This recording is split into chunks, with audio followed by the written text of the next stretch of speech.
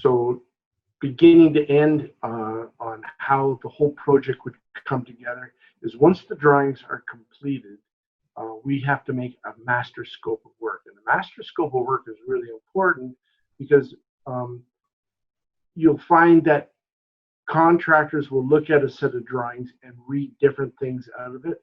And then when it comes time that you've selected them to do the job and their prices aren't all the same and you think that they're bidding apples for apples, but they're not. One guy will look at the drawings and say, well, that's not the way I read the drawings, and be looking for more money. And those kinds of games get played, especially when you're not used to the whole project management experience. So what we do with the whole project is we create a scope of work, and we call it a master scope of work. And we list everything that's going to be done on the project. We sit down with the clients and we say, okay, please have a look at this scope of work. Here's what the drywall guys can do, the framer and the trim carpenter and the plumber and the plumbing fixtures. Let's nail everything right down to the T.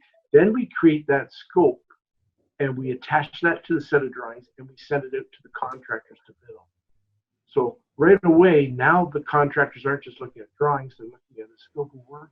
And what we try to do is we get them to sign our scope of work stating that this is what's included. So there's no more confusion about what was included and what was not.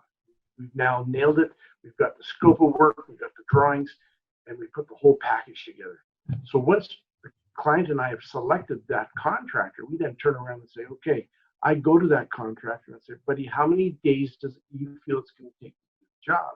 And if he says 5, I'm going to say, well, on day 6, I'm going to charge you a $100 penalty. I need you to keep to our schedule. And this is how we build the schedule right into the software for people to look at and try to analyze. Now, we've had some hurdles that we've had to jump because of COVID, but you know, we're trying to keep that schedule, and it's very, very important so the customer can know that they're out of the house for a month, they're out of the house for 6 weeks, or whatever it's going to take. And now they know that this is where it's going. The great part of it is the scheduler is right in the software, so they can see our projections, when it's going to start, when it's going to end, and they can see if we're on track or not. And the way they can see what's on track is the project manager on a daily basis goes in and adjusts the scheduler, and the actual lines turn blue when it's been completed, so they can see this is what was projected and this is what's been done. So right part of the schedule, people will say to me, well, how do we know what we're going to pay you? So we want to be paid generally 10% upfront. And what that does is that just starts the ball rolling. It gives us some money to work with to start hiring some of the people and get things going.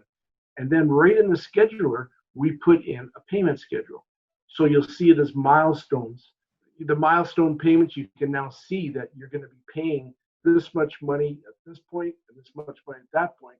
And what it's done is I go through all of the master scope of work and I determine what I need on a monthly basis or bi-weekly basis to keep the job going. And that's how I create that payment schedule. So the whole thing makes sense. It's not like you're ever overpaying for anything.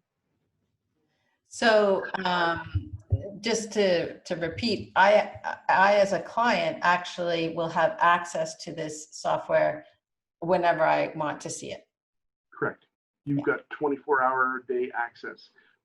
As soon as we get into project planning, I give you the ability to go into the software and you can start seeing things right from the beginning and how it's building and how it's going and where the prices are coming. And yeah, you got full access. It's that client control that we want to give our